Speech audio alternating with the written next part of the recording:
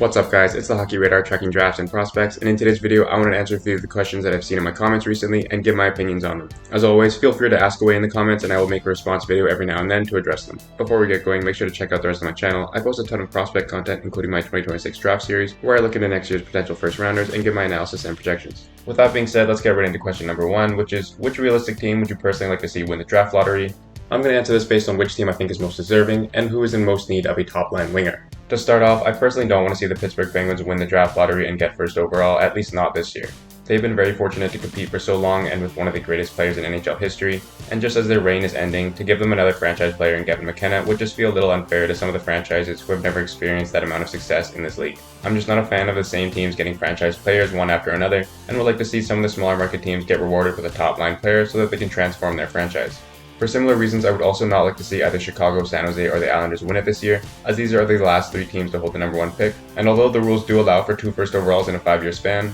it wouldn't seem fair to give these teams more talent when others in similar situations are suffering. And while all these teams are bad enough to get another first overall pick, they have enough talent in their pipelines and aren't as desperate as other teams for a top-line winger. That only leaves me with a few realistic bottom teams. Philly, I wouldn't be against them winning, although they have picked a few top wingers already, and wouldn't be the most desperate for Gavin McKenna necessarily. And Seattle, never picked first in their history, but even them I feel would benefit more with the 2nd or 3rd overall pick so that they can go after a Keaton Verhoff and address the lack of defense in their pipeline. That leaves me with the team that I would be most satisfied winning the lottery this year, the Nashville Predators. They check all the boxes that I have discussed in terms of deserving of the first overall pick. They've never picked first in their history, and the highest pick they've ever had was back in 1998, their first ever draft, where they took David Legwand 2nd overall, and they have only been inside the top 5 once in the last 13 years, and have only had 1 or 2 deep playoff runs in that span. They also have a definite need for a top-line winger in their pipeline, as they have a few centers and defensemen in their prospect pool, and McKenna would be an amazing addition. Although they have had some franchise success, like making the finals back in 2017, they have been relatively mediocre in the last half-decade and are very deserving of this pick, as other than arguably Philip Forsberg, they have never really had a franchise-defining forward in their team before.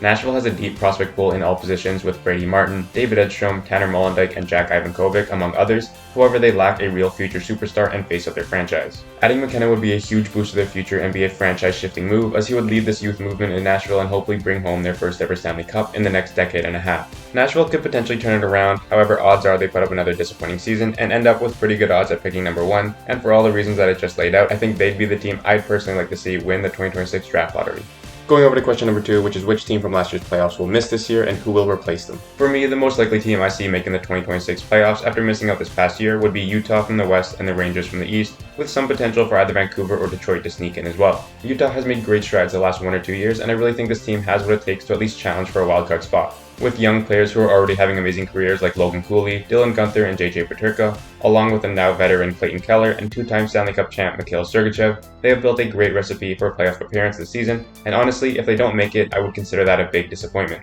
Now the Rangers, they still have several talented veterans in their roster, and with the window closing, I think they're sort of in a win-now mode with older guys like Zibanejad, Panarin, and JT Miller. Adding to that, Igor Shesterkin will always steal you several games this season, and with the fact that many of the Eastern teams who missed out still look relatively weak, if I had to pick an Eastern team, it would be New York. Both Vancouver and Detroit have the potential, and if they can get hot at the right time and if some of the reigning playoff teams have step-back years, I could see either of them squeaking in or at the very least challenging for a wildcard spot. Now for the teams falling out, I could see any of the 4 wildcard teams losing ground this year, especially with the surprise appearances of Montreal and Ottawa. We will see how they play with the new pressure of being a reigning playoff team and whether they can live up to this new reputation. Over in the West, St. Louis could take a step back, but I'm looking more at LA, as I do not think they improved this offseason, and with Edmonton and Vegas in that division taking the number 1 and 2 spots, that means LA is fighting for that 3rd place and could even be fighting with the aforementioned Utah Mammoth for a potential wildcard. Over to the next question, which is who has the best chance to go first overall if someone can catch Gavin McKenna. And for me, it's between either Keaton Verhoff or Ivar Stenberg. Personally, I think Verhoff would have a better chance, with the main reason being the position.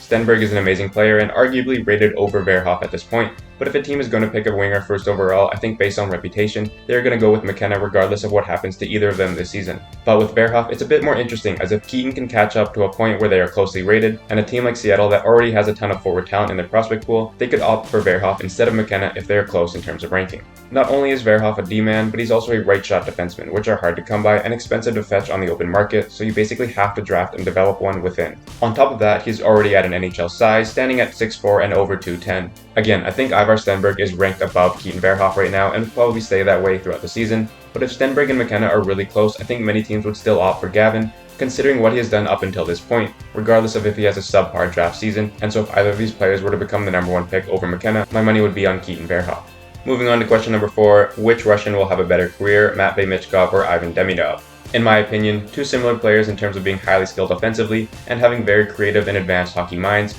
with some defensive faults, although that can be learned and solved as they develop, but I would give the slight edge to Ivan Demidov. From what we saw last season, Demidov can turn any play into high danger opportunities, not to say that Michkov can't, but there's just something special with what Demidov can do with the puck. Assuming both players stay with their current teams throughout the majority of their careers, the Canadiens have more high-end talent that can surround Demidov and result in higher scoring seasons and potential individual awards, whereas Michkov will most likely be the one carrying the weight in Philly until they can pick up a high-end center or defenseman. Lastly, not a major contributor, but I think Demidov can be a little more impactful due to the height advantage he has over Michkov, with the former being 6'1" and the latter being 5'10". Demidov does not look as out of place height-wise as Michkov does sometimes, and when it comes to fending off checks and battling in the corners, I think Demidov can be a little more successful in that regard as well. Don't get me wrong, both players are on track to having amazing careers, and Michkov is an unreal hockey player, but comparing him to Demidov, I would give the slight edge to the Canadiens forward. And on to the last question of the video, do you think Evan McKenna will have better numbers this season than Macklin Celebrini did for BU? I'm going to assume this is asking about point production, and for reference, Macklin Celebrini put up 32 goals, 32 assists for 64 points in 38 games for Boston University in his draft-eligible season.